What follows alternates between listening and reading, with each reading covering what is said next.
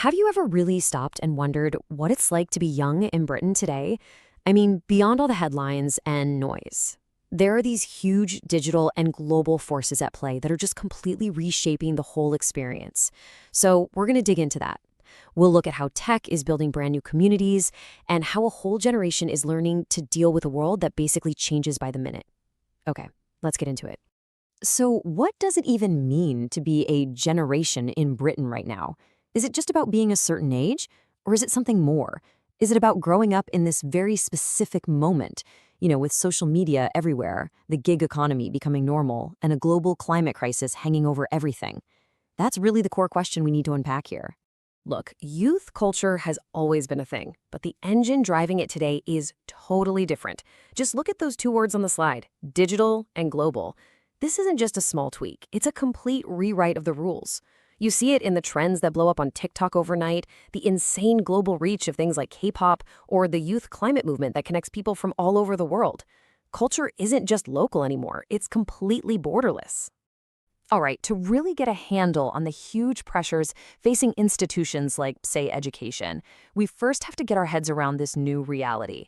So let's just immerse ourselves for a minute in the environment, the culture, and the lifestyle that young people in Britain are navigating every single day. It's kind of wild when you think about it. In the past, your community was pretty much your street, your town.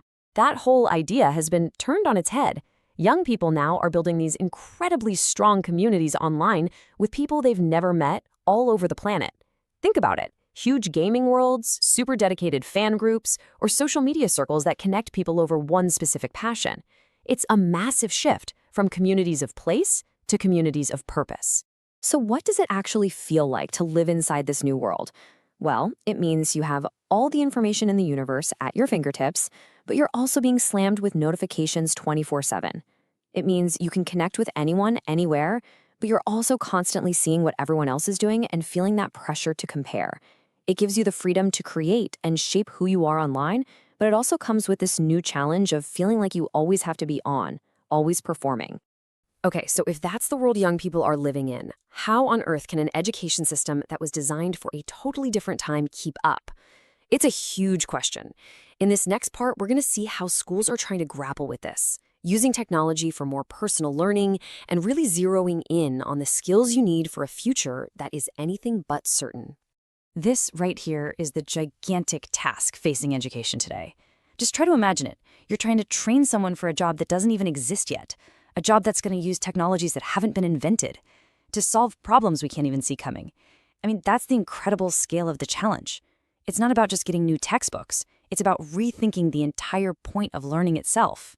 So how are schools actually rising to this challenge? Well, we're starting to see a pretty clear three-part response taking shape. First, they're embracing digital literacy, things like coding classes and media studies. Second, they're really pushing critical thinking, teaching students how to break down complex problems. And third, and this is so important, they're prioritizing student well-being, giving them the mental health support they need to handle all these new pressures. Right. In a world where we're basically swimming in information, just memorizing facts isn't the point anymore. The really crucial skill is navigation, and that means being able to tell what's a good source, spotting sophisticated fake news or misinformation, and pulling together complex ideas to solve actual problems. It's really the difference between being a passenger on a journey and being the pilot. Okay, let's pull all of these different threads together now, because it's so important to see that this isn't just a simple story of A causes B. The new digital lifestyle and the way education is changing, they're locked in this dynamic feedback loop. They're not separate subjects at all. They're all part of one complex, interconnected system that's defining this generation. It really is like an ecosystem. Think about it. The digital lifestyle creates a new kind of youth culture. That new culture then puts pressure on the education system to change and adapt. Then, as education changes, it gives young people new skills and new tools, which they then use to navigate and reshape that digital world all over again. It's this living, breathing, constantly evolving cycle. And here's the kicker. This whole cycle, it's speeding up. The pace of tech change is just getting faster and faster, youth culture is getting more global by the day, and the pressure on schools and universities to keep up is just immense. This is a really critical moment, and it's not just going to define this generation, but probably the future of the whole country.